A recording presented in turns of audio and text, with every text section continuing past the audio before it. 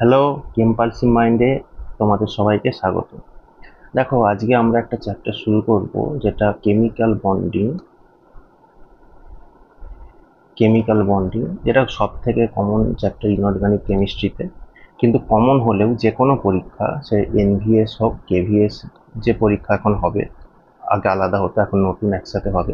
যাই হোক, সেই পরীক্ষা হোক, যে কোনো পিজিটি লেভেলের যে কোনো এক্সাম থেকে শুরু করে নেট সেট, যত পরীক্ষাই হোক না কেন, এখান থেকে কিন্তু কোশ্চেন আসে, একাধিক কোশ্চেনও অনেক সময় আসে থাকে। এবং পিজিটি লেভেলের এক্সামে এইটা প্রচণ্ডই বেশি ওয়েটেজ থাকে। তো আমরা সেই চ্যাপ্টারটা শুরু করব। যেহেতু আজ প্রথম ক্লাস, আমরা একদম বেসিক টপিক যেটা অক্টেট রুল, সেটা পড়ব। অক্টেট রুল তোমরা সকলেই জানো, তাও একবার পড়ে নিলে রিভিশন হয়ে যাবে। তো অক্টেট রুলটা কি? দেখো, আমরা জানি যে নিষ্ক্রিয় গ্যাস বা ইনার্ট গ্যাস যারা, তারা সহজে ইলেকট্রন ডোনেট করে না, ঠিক আছে? আবার তারা ইলেকট্রন নেয়ও না, অর্থাৎ তাদের আয়নাইজেশন পোটেনশিয়াল প্রবল বেশি এবং ইলেকট্রন অ্যাফিনিটি প্রবল কম, তাই না? তো তারা কি হয়, এর কারণটা কি না, তারা প্রচণ্ড স্টেবল, তারা যেমন আছে সেরকমই থাকতে চায়, না তো তাদের ইলেকট্রন ছাড়ার দরকার, না তাদের ইলেকট্রন নেওয়ার দরকার। তো বেসিক্যালি কি, এরা হচ্ছে পিরিয়ডিক টেবিলের বেঞ্চমার্ক। মানে আমাদের চারপাশে দেখবে যারা ডাক্তার বা প্রফেসর, ইঞ্জিনিয়ার, বড় বড় যারা চাকরি বাকরি করেন, তারা যেমন সমাজে বেঞ্চমার্ক হয়ে যায়, সবাই যেমন তাদের মতো হতে চায়, তো পিরিয়ডিক টেবিলেও সকলে এদের মতো হতে চায়, হয়ে স্টেবিলিটি পেতে চায়। তো সেই জন্যই দেখবে যখন NaCl রিয়াকশন করে তৈরি হচ্ছে সোডিয়াম ক্লোরাইড ক্লোরিনের মধ্যে, সেটাও কিন্তু অক্টেট রুলের কারণে। আবার অক্সিজেনের সাথেও রিয়াকশন করছে অক্টেট রুলের জন্য। এবং এরা কিসের জন্য করছে না, এই রকম মিশ্র গ্যাসের মতো স্টেবিলিটি পেতে চাইবে। তাহলে কি ব্যাপারটা দাঁড়ালো, যে এই যে নিষ্ক্রিয় গ্যাসগুলো, এ দেখো, এদের বহিঃস্থকক্ষের ইলেকট্রন বিন্যাস দেখো প্রত্যেকের ক্ষেত্রে। দেখো, বহিঃস্থকক্ষে ইলেকট্রন কটা করে আছে আউটার মোস্ট সেলে, না প্রত্যেকের ক্ষেত্রে 8টা করে, হিলিয়ামের ক্ষেত্রে ছাড়া বাকি প্রত্যেকের ক্ষেত্রে 8টা করে ইলেকট্রন আছে। তো সবাই কি চায়, বাকিরা, যে এদের মতো তাদের বহিঃস্থকক্ষে 8টা ইলেকট্রন আসুক। সেই লক্ষ্যে তারা কি করে, কখনো ইলেকট্রন বর্জন করে, কখনো ইলেকট্রন গ্রহণ করে, কখনো ইলেকট্রন শেয়ার করে বহিঃস্থকক্ষে 8টা ইলেকট্রন পূরণ করে। এই যে টেন্ডেন্সিটা, যে 8টা ইলেকট্রন তাদের আউটার মোস্ট সেলে নেয়ার জন্য অ্যাটমের, তাকেই আমরা বলি যে লুইস অক্টেট রুল। ঠিক আছে? যেমন একটা এক্সাম্পল দেখো, যে ক্লোরিন Cl2 যখন তৈরি হচ্ছে, এই একটা ক্লোরিন, এই একটা ক্লোরিন, বলো ক্লোরিনের বহিঃস্থলে কটা ইলেকট্রন? তোমরা সবাই জানো যে 7টা করে ইলেকট্রন আছে। অর্থাৎ একটা করে ইলেকট্রন দরকার হলেই তাদের অক্টেট পূরণ হয়ে যাবে। সেই লক্ষ্যে কি হয়, যে এই যে ক্লোরিন, একটা ক্লোরিন আর একটা ক্লোরিন, তারা যখন বন্ড তৈরি করছে নিজেদের মধ্যে, একটা করে ইলেকট্রন শেয়ার করছে নিজেদের থেকে। করলে কি হবে, দেখো, এই যে তৈরি হয়ে গেছে, এই মাঝখানে এটাকে বন্ড দেখাচ্ছি, তাহলে এখন প্রত্যেকের বহিঃস্থক ইলেকট্রন কটা করে আছে দেখো তো, একটা, দুটো, তিনটে, চারটে, পাঁচটা, ছটা, সাতটা, আটটা, অর্থাৎ এর বহিঃস্থক 8টা ইলেকট্রন পূরণ হয়ে গেল। সেই একইভাবে অন্য ক্লোরিনটা দেখো, অন্য ক্লোরিনটারও কি হচ্ছে না, 8টা পূরণ হয়ে গেছে। একটা, দুটো, তিনটে, চারটে, পাঁচটা, ছটা, সাতটা, আটটা, অর্থাৎ 8টা ইলেকট্রন এরও পূরণ হয়ে গেছে। তাহলে কি এখান থেকে এদের অক্টেট পূরণ হয়ে গেল। তো এই যে জিনিসটা, এটাকেই বলা হয় অক্টেট রুল। এইভাবে বিভিন্ন অক্টেট পূরণ করে সকলে। তো এই যে অক্টেট, এটা কি সকলেরই পূরণ হয়, সবার ক্ষেত্রেই কি দেখা যায়? না, সেটা নয়।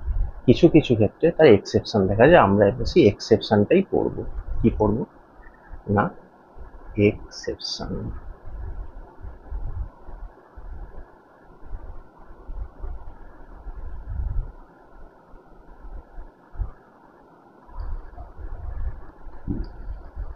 অক্টেট রুলের এক্সেপশন পড়বো, ঠিক আছে? অক্টেট রুলের এক্সেপশন আমরা 3 রকম পড়বো।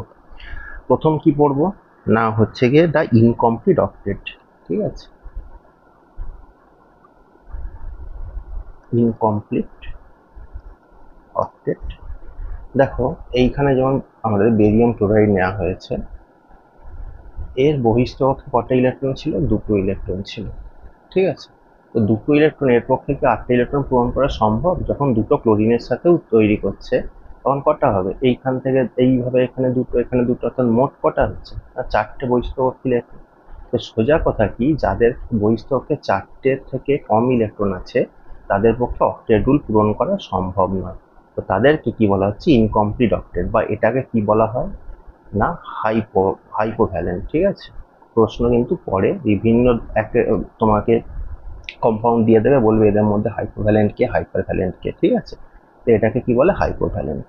দ্বিতীয় যেটা, সেটা হচ্ছে এক্সপ্যান্ডেড অক্টেট। Expanded octet.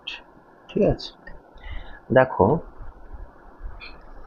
ধরো PCl5, ঠিক আছে, বা SF6, এই ধরনের যারা, এদের ক্ষেত্রে দেখা গেছে যে বহিস্থ কক্ষে সেন্ট্রাল অ্যাটমের 8টার থেকে বেশি ইলেকট্রন থাকে। ঠিক আছে, 8টার থেকে বেশি ইলেকট্রন দেখা যায়।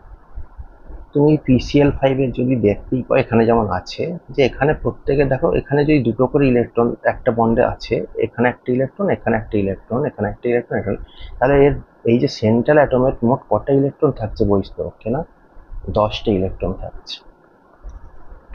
এই যে SF4 যেটা আছে, তার কটা ইলেকট্রন থাকছে তুমি হিসেব করে নিজে বলো, কমেন্ট করে বলো যে এখানে কটা ইলেকট্রন থাকছে। 8-এর বেশি, কটা থাকছে তুমি বলো। তো এদের ক্ষেত্রে দেখা যাচ্ছে যে 8-এর থেকে বেশি ইলেকট্রন দেখা যাচ্ছে, তো সেই জন্য এদেরকে বলা হচ্ছে হাইপারভ্যালেন্ট। তো সাধারণভাবে একটা কথা মনে রাখবে, যে যদি হাইপারভ্যালেন্ট যে মলিকুলগুলো কাদের ক্ষেত্রে হয় না, থার্ড পিরিয়ডের ক্ষেত্রে, এবং তার পরবর্তী অর্থাৎ ফোর্থ ফিফথ যা কিছু তাদের ক্ষেত্রে হয়, যে থার্ড দেখা যায়। আর একটা কি মনে রাখবে না, যদি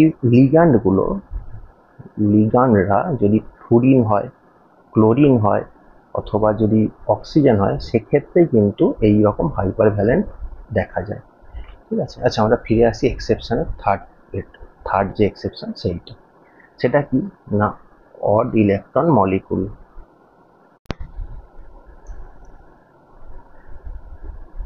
দেখো শেষ যে পয়েন্টটা, যেটা হচ্ছে এক্সেপশন, সেটা হচ্ছে গিয়ে কি না, অড ইলেকট্রন মলিকুল।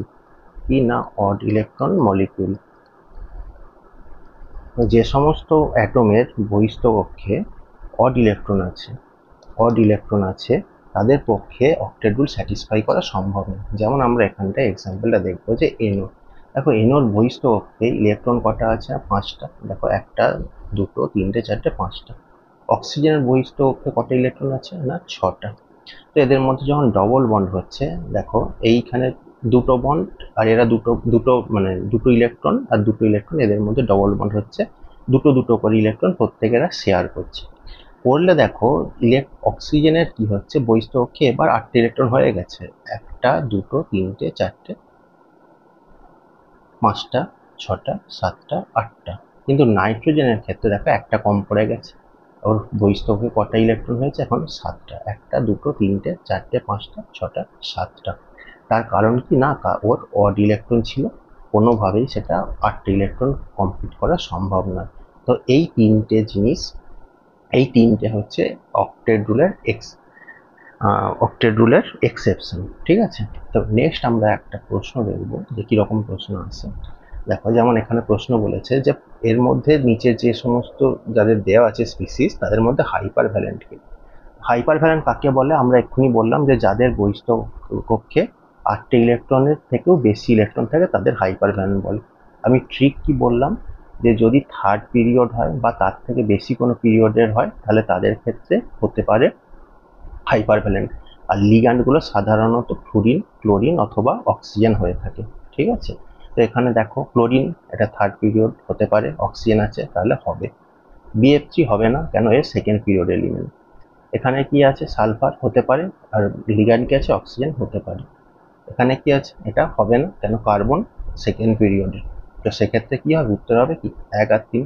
তো এটাই এখানে আমাদের শেষ হলো অক্টেট রুল। আমরা অক্টেট রুল কাকে বলে জানলাম, অক্টেট রুলের এক্সেপশন দেখলাম, একটা প্রশ্ন সলভ করলাম।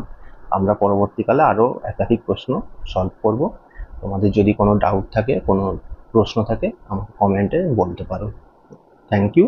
আর চ্যানেলটা সাবস্ক্রাইব করো, ভিডিওটা ভালো লাগলে তবেই লাইক করো।